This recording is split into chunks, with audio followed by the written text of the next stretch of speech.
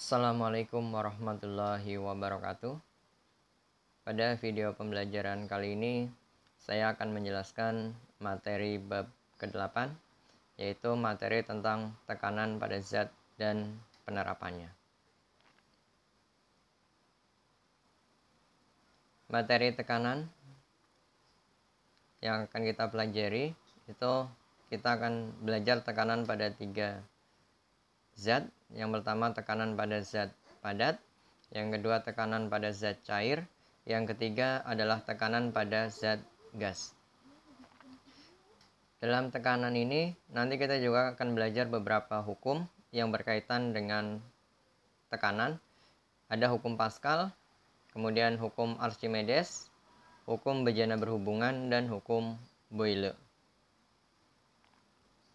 Selain tekanan pada benda, nanti kita juga akan belajar tekanan pada makhluk hidup, baik pada manusia berupa transportasi atau peredaran darah, maupun tekanan pada tumbuhan, yaitu transportasi zat cair atau cairan pada tumbuhan.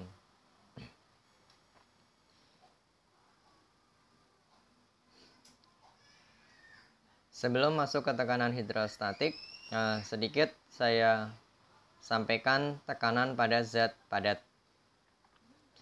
Tekanan pada zat padat ini tekanan yang terjadi pada benda-benda yang berwujud padat, berbentuk zat padat. Tekanan pada zat padat ini bisa dirumuskan dengan rumus P sama dengan F dibagi A, di mana P adalah tekanan, kemudian F adalah gaya, sedangkan A adalah luas penampang bidang sentuh. Tekanan pada zat padat ini berbanding lurus dengan gaya dan berbanding terbalik dengan luas bidang tekan. Artinya, jika gaya yang diberikan atau gaya yang bekerja lebih besar, maka tekanan yang dihasilkan juga semakin besar. Tetapi apabila luas bidang sentuhnya diperbesar, justru tekanannya semakin kecil. Ini yang disebut dengan berbanding terbalik. Itu sebabnya kenapa pada peristiwa ditusuk dengan jari itu lebih tidak sakit dibandingkan ditusuk dengan jarum. Sebab jari memiliki luas bidang sentuh yang lebih besar daripada jarum, sehingga tekanan yang dihasilkan oleh tusukan jari itu lebih kecil, sehingga kita lebih tidak sakit. Sebaliknya ketika kita ditusuk dengan jarum, karena luas bidang sentuhnya itu lebih kecil, maka tekanan yang dihasilkan akan semakin besar. Oleh sebab itu kita akan lebih merasakan sakit, walaupun ditusuknya dengan gaya yang sama. Lebih-lebih ditusuknya dengan gaya yang lebih besar. Itu sekilas tentang tekanan pada zat padat. Sekali lagi saya ulangi rumusnya. Tekanan pada zat padat adalah P sama dengan F dibagi A. Yang kedua, tekanan pada zat cair atau biasa disebut dengan tekanan hidrostatik atau tekanan hidrostatis. Fluida adalah zat yang dapat mengalir atau umumnya disebut dengan zat cair.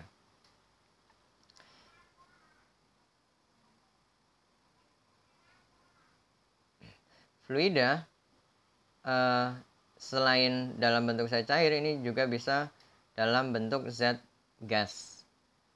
Karena baik zat cair maupun zat gas itu sama-sama punya kemampuan untuk mengalir.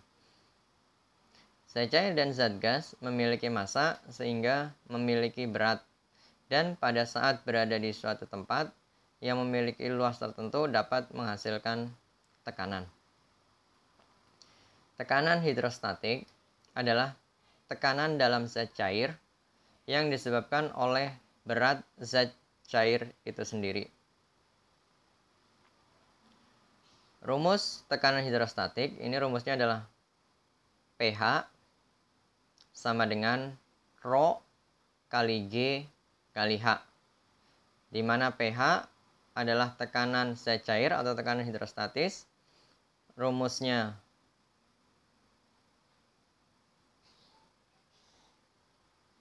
tadi disebutkan pH sama dengan Rho kali G kali H. Rho ini adalah massa jenis zat cair, kemudian G percepatan gravitasi, sedangkan H adalah kedalaman zat cair.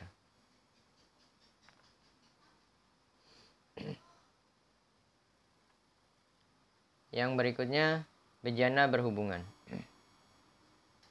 Jika bejana berhubungan diisi zat cair yang sama dalam keadaan setimbang, permukaan zat cair dalam bejana-bejana tersebut pada satu titik bidang datar. Hukum tersebut tidak berlaku bila 1. Tekanan di atas bejana tidak sama. 2. Diisi 2 atau lebih macam zat cair. 3. Digoyang-goyangkan. 4. Salah satu bejana merupakan pipa kapiler. Jadi ini ada pengecualian, hukum bejana ini tidak berlaku.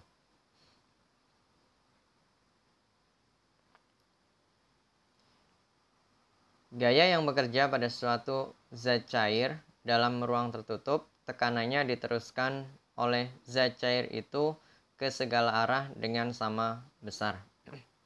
Ini persamaan hukum bejana berhubungan.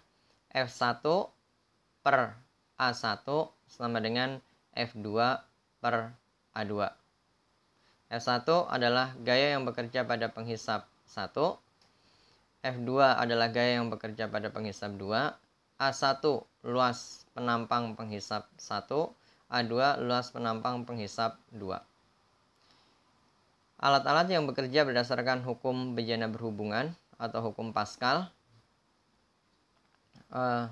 di antaranya yang pertama adalah dongkrak hidrolik. Dongkrak hidrolik ini yang biasa dipakai untuk dongkrak mobil, kemudian di tempat cuci mobil maupun cuci motor. Itu prinsipnya menggunakan dongkrak hidrolik. Kemudian yang kedua, mesin pengangkat mobil hidrolik, tadi sudah sempat disinggung. Kemudian yang ketiga, pompa hidrolik. Yang keempat, elevator hidrolik. Yang kelima, rem hidrolik.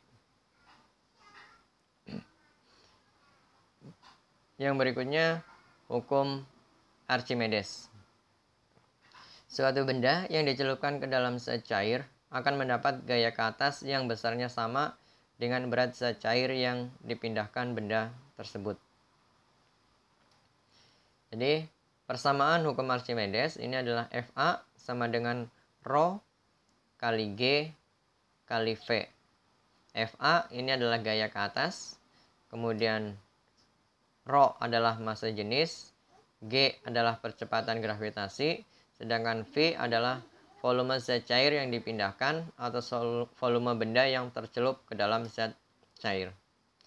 Dalam hukum Archimedes, atau ketika benda dimasukkan ke dalam zat cair, ini akan terjadi 3 kemungkinan. Kemungkinan yang pertama adalah benda akan tenggelam.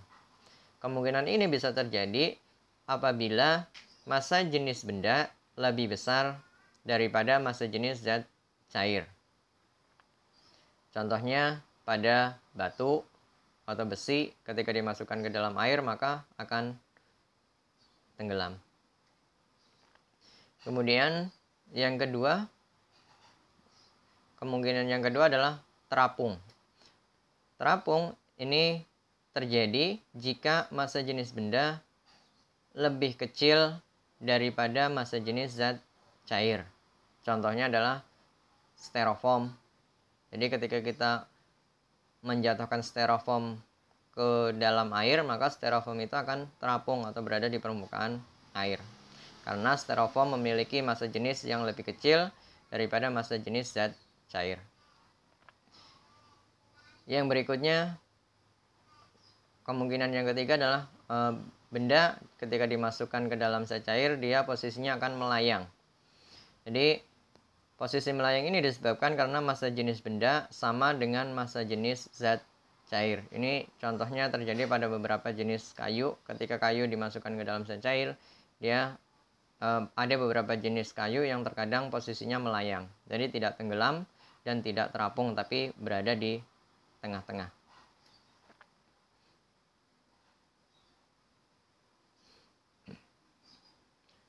Penggunaan prinsip hukum Archimedes. Yang pertama pada kapal laut. Jadi kapal laut dia walaupun terbuat dari besi, tapi dia posisinya bisa mengapung di permukaan laut. Kenapa? Karena kapal laut memiliki rongga udara yang besar, sehingga gaya ke atas yang dihasilkan itu cukup untuk menopang supaya badan kapal tersebut tidak tenggelam. Yang kedua adalah galangan kapal, yang ketiga hidrometer, dan yang keempat adalah jembatan ponton.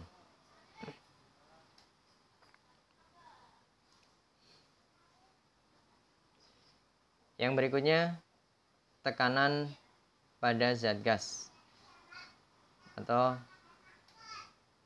tekanan pada udara. Ini tekanan pada udara atau pada zat gas sangat dipengaruhi oleh ketinggian tempat. Ini hubungan ketinggian tempat dan tekanan udara. Jadi semakin tinggi suatu tempat, semakin rendah tekanan udara di tempat itu. Jadi berbanding terbalik. Kalau tempatnya tinggi, maka tekanan udaranya justru rendah. Semakin rendah tempatnya, maka tekanan udaranya justru semakin besar.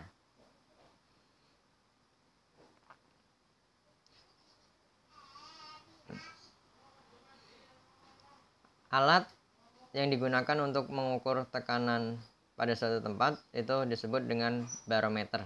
Jadi barometer adalah alat untuk mengukur tekanan pada atmosfer.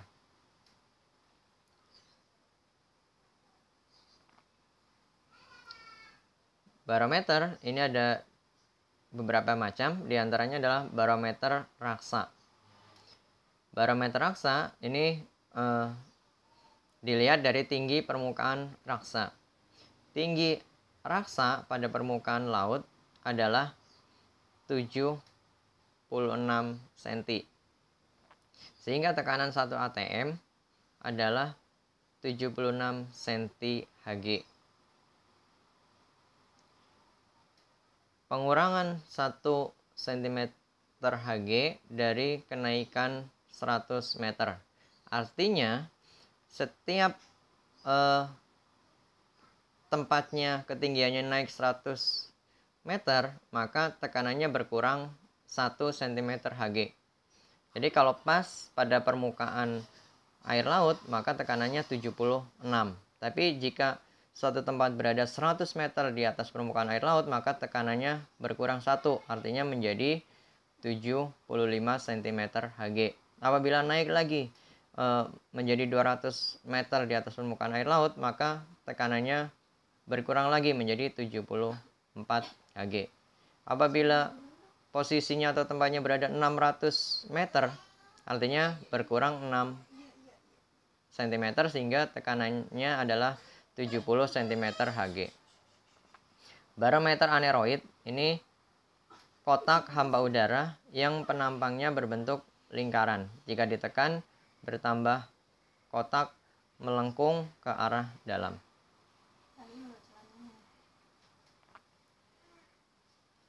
Yang kedua, manometer. Manometer adalah alat untuk mengukur tekanan gas pada ruang tertutup. Ada beberapa macam manometer. Ada manometer terbuka 1 atm, manometer raksa tertutup di atas 1 atm. Sedangkan untuk logam ini digunakan untuk mengukur tekanan yang sangat besar.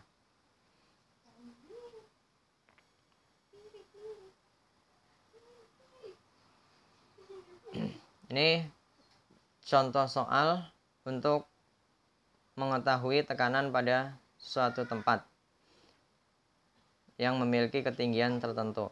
Di sini dicontohkan kota Ambarawa berada pada ketinggian 500 meter dari permukaan laut. Berapa tekanan udara di kota tersebut? Jadi rumusnya P sama dengan PO dikurang H per 100 kali 1 cm Hg sama dengan 76 dikurang 500 dibagi 100 dikali 1. Jadi 76 dikurang 5 sama dengan 71 cm Hg.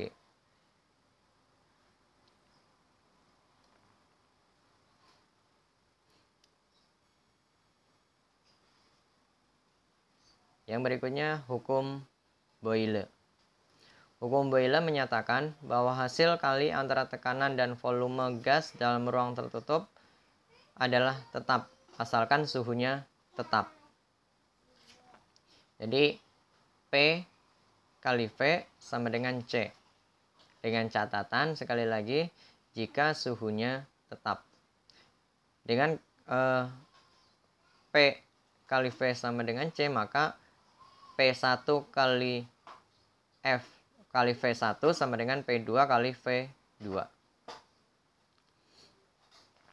P1 tekanan gas mula-mula, P2 tekanan gas setelah berubah, F1 volume gas mula-mula, F2 volume gas setelah diubah. Sedangkan C adalah konstanta atau tetapan. Hukum Boyle ini bisa berlaku apabila 1. Suhunya tetap, tetapi tekanan dan volumenya berubah.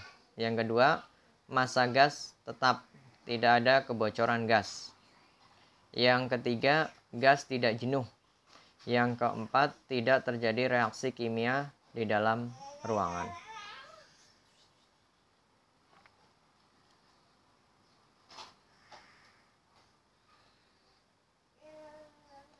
Yang berikutnya, hukum Boyle. Alat yang digunakan pada prinsip kerja hukum Boyle diantaranya 1. Manometer tertutup. Manometer tertutup bekerja berdasarkan hukum Boyle dan hukum pertama hidrostatik. Yang kedua, pompa udara. Pompa tekan udara, pompa hisap udara, pompa air, baik hisap maupun tekan, pipet tetes, dan alat suntik.